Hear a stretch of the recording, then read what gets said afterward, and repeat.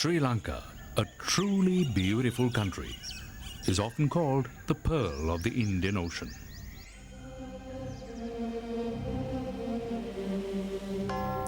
North to south, its length is 435 kilometers, and at its widest point is 225 kilometers. This tropical island is 66,000 square kilometers in extent. Sri Lanka was the ancient gateway to the east and a center of eastern commerce. She was known to the Greeks and to the Romans as Taprobani, and to the Arabs as Serendip. In Sanskrit literature, it was called Sihaladipa, which became Ceylon in colonial times.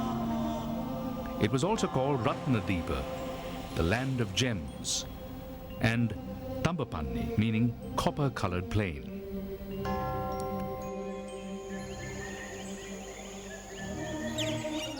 Sri Lanka is surrounded by blue waters and golden beaches with attendant palm groves. The endless, tranquil, sandy beaches of Sri Lanka have been a sunbather's dream. Hikkat, Unawat, and Tangala in the south, Pasikuda, Arugambe, and Trichinali in the east are renowned for their beauty and splendor, which have captivated the hearts of many tourists.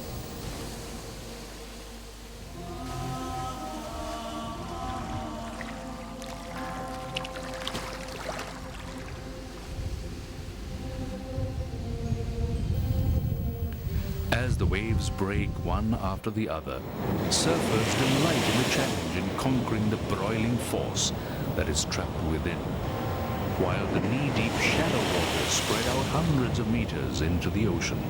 These offer an ideal place for sunbathing and snorkeling.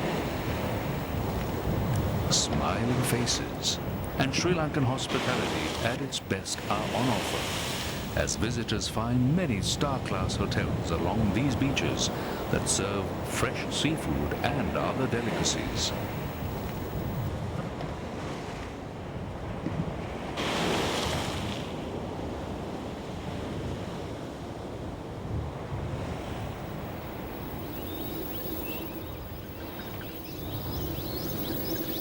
Sri Lanka's hill country epitomizes a beauteous landscape, with irresistible deep emerald green forests, and the verdant tea plantations blanket these magnificent hills, complementing the name it earned, where visitors are reminded of the Garden of Eden.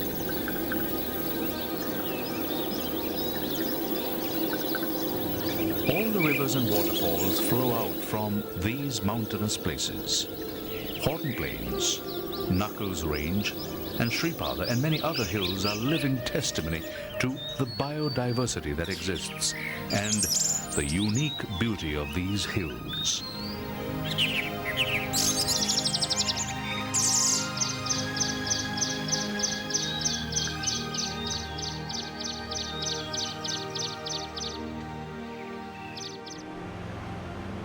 Like the jewels in a necklace, the waterfalls of Sri Lanka add considerable glitter to the vistas that greet visitors.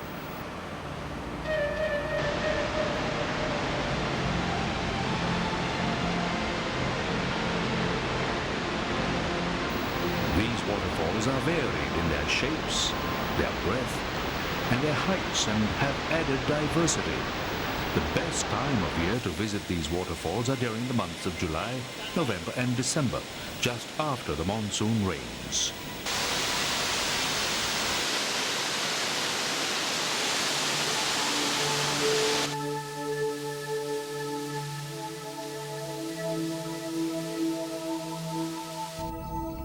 Most of the hills are covered with tea estates, which produce the world's best Ceylon tea, the second largest revenue earner in the Sri Lankan economy. The pioneer of commercial tea cultivation in Sri Lanka was James Taylor, a Scottish planter, who successfully planted 80 hectares of tea in the Central Hill Country in 1867. Other planters followed and increased the cultivation to 400 hectares in 1875. and by the year 1900, it rose to 120,000 hectares.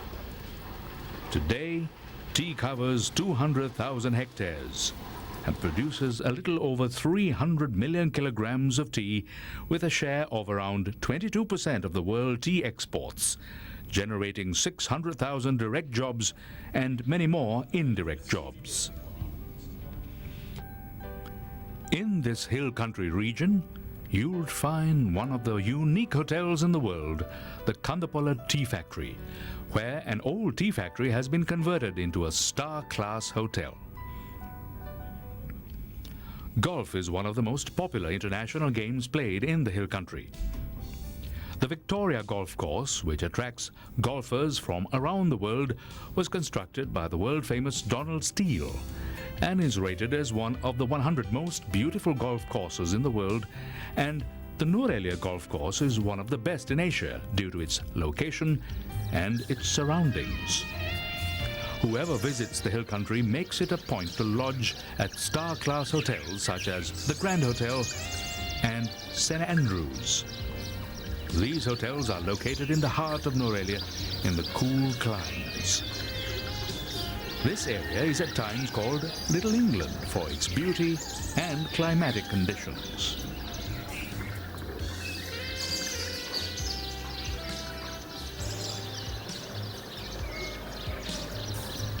Sri Lanka is one of the most biologically diverse countries in the world, with many species found nowhere else.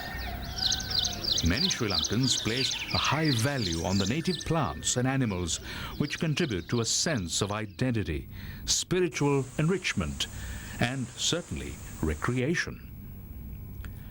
Sri Lankan plants and animals attract tourists and provide food, medicines, energy, and building materials. Its biodiversity is a vital resource and remains relatively untapped. The Singharaja Forest Reserve is one of the least disturbed and biologically unique lowland rainforests located in Sri Lanka. This forest covers an extent of about 11,187 hectares. It was declared a Man and Biosphere Reserve in 1978 as representative of tropical humid evergreen forest ecosystems and has been recognized by UNESCO as part of its international network of biosphere reserves. It was declared a National Wilderness Area in 1988 and lately a World Heritage Site in 1989.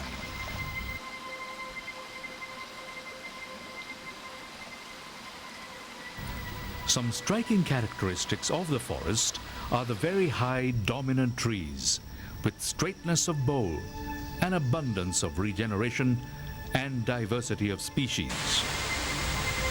The average height of the trees vary between 35 to 40 meters, and some rise even up to 50 meters. The vegetation of Singharaja is that of humid, wet evergreen forest type, with a high degree of endemism. The untapped genetic potential of Singharaja flora is enormous. Of the 211 woody trees and lianas so far identified within the reserve, 139 are endemic. Similarly, high levels of endemism are perhaps true for the lower plants like ferns and epiphytes as well. Of 25 species of general endemic plants to Sri Lanka, 13 are represented in Singharaja. The total vegetation density, including trees, shrubs, herbs, and seedlings, has been estimated to be around 240,000 individuals per hectare, of which 95% comprise individuals of ground layer below 2 meters in height. The density of trees and lianas above 30 centimeters girth at breast height ranges between 600 to 700 individual per hectare, while the number of merchantable individuals of trees of girth greater than 150 centimeters ranges between 45 to 55 individuals per hectare. Studies of the fauna of Singaraja have revealed that there is a high degree of endemism among butterflies, fish, amphibians, reptiles, birds and mammals, which is greater than 50%.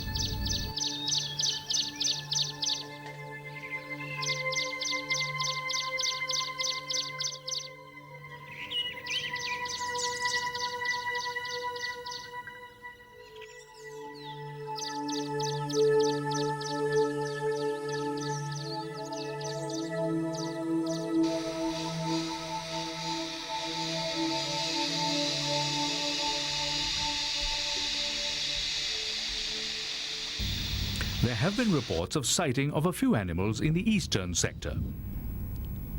The most common deer species is the samba. The monk deer and the barking deer are also found within the reserve. Leopards, badger, mongoose, and the golden palm civet have been occasionally sighted. The most commonly seen primate is the purple-faced leaf monkey. The forest acts like a sponge and slowly releases the water to supply the waterfalls, tributaries and cascading streams, and finally feed Sri Lanka's mighty rivers. Marine and aquatic life are also something special in this country. The coral reef, one of the most diverse in the world, may not be around for long, as it is considered endangered. This highly rich marine and aquatic resource are the sources of income to thousands of fishing families.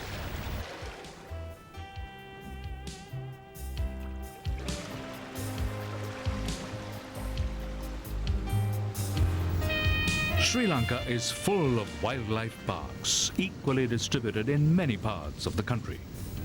Yala, Wilpattu, Udawalawe, Waskamua, Minneria, and Bundala, home of various kinds of wildlife such as leopards, bear, crocodiles, wild buffaloes, deer, and various kinds of birds.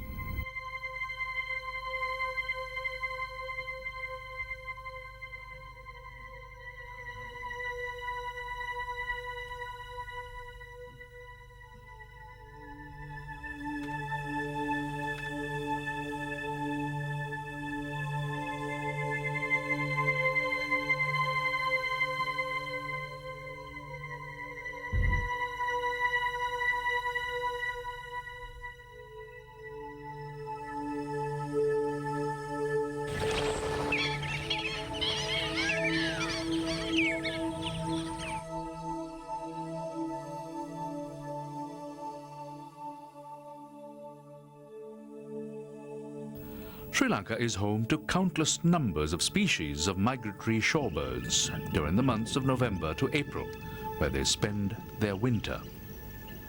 During this period, these migrant birds rest and breed before they fly back home. In fact, it is recorded that more than 50 species of migratory birds visit Sri Lanka each year, and during the season, places such as Yala, Kumana and Bundala